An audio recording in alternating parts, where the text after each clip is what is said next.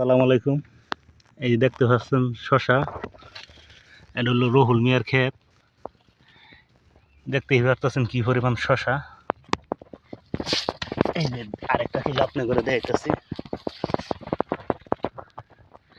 প্রতি কিলো আছে শশা। বড় হয়ে দিছে, কালার কোনো ডিস কালার হয়েছে না।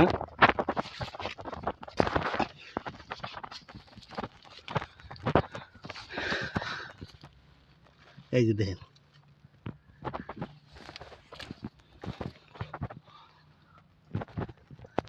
খালি শশাই।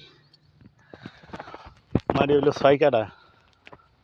আশা করতেছে এই যে গৃহস্থ এই যে দিকে আছে 200 থেকে 250 মন শশা তুলবে কালকে। এনে হলো 9-এর মাপে 9.5 মাপে 6 কাঠা মারি। এই যে গৃহস্থ। যা